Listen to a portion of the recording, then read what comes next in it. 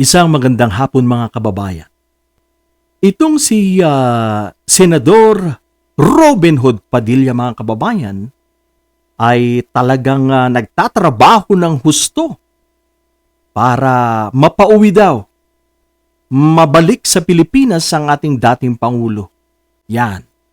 Isinusulong po niya ang isang resolution sa Senado para pabalikin sa Pilipinas ang ating former president na sa ngayon ay humaharap sa napakaraming kaso. Yung nga pong kanyang interim release, hindi po sila naging successful sa kanilang paglakad para sana tumira sa Australia o sa Belgium, pero wala. Hindi po sila nagtagumpay. Yan ang word na aking iniisip. Hindi sila nagtagumpay, mga kababayan. At itong si Robin Padilla, lahat po ng ways iniisip niya para po mapabalik sa Pilipinas ang dating Pangulo. Nakikita na po nila na hoping against hope. Malabo na, wala nang pag-asa.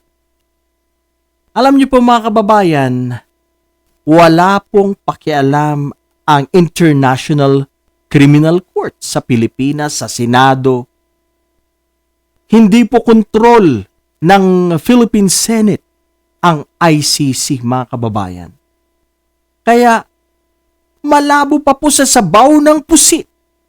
Ito pong plinaplano o sinusulong ni Robin Padilla, mga kababayan, na through Senate resolution ay pauwiin sa Pilipinas itong si Digong Duterte. Ito nga po ang matunog ngayon na balibalita na namamaalam na ang dating Pangulo. Ang huling habilin, mga kababayan. Sinasabi ng kanyang pamilya na payat na siya. Talagang butot balat, yan po ang kanilang sinasabi. At yung nga pong mga panatiko dyan, marami na pong mga nag-iiyakan, mga kababayan.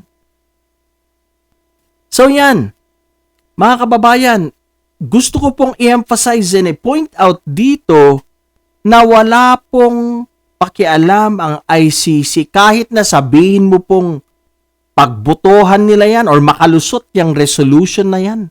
Ni Robin Padilla, wala po yung epekto sa ICC. It will never happen, mga kababayan. Wala pong kaipe-epekto yan. Kahit na Supreme Court pa po ang magsabi na pabalikin si Digong sa Pilipinas, never. Hindi yan makikinig. Hindi makikinig ang International Criminal Court kahit sa pinakamataas na korte sa Pilipinas. Hindi po nila yan pakikinggan. Kaya napakalabo mga kababayan. Hindi po mangyayari yan na mapapauwi sa ating bansa ang ating former president.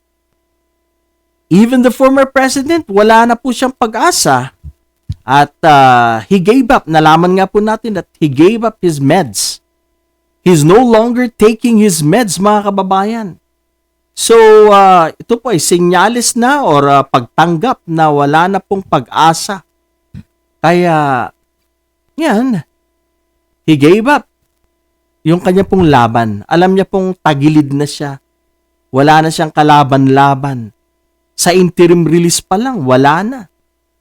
Sila po ay blinak kaagad ng prosecution. So mga kababayan, yung pong ginagawa ni Senator, ito pong pinakamatalinong senador ng ating bayan na si Robin Padilla, wala pong kwenta po yan. Wala pong epekto po yan mga kababayan. Kaya nagsasayang lang po.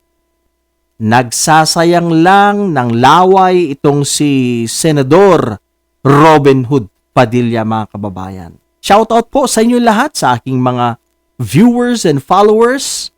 Sana po ay pakisubscribe po sa aking maliit na channel at tutukan po natin ang mga pangyayari, mga maiinit na issues sa loob po ng ating bayan. Maraming pong salamat. Mag-ingat po kayo lagi.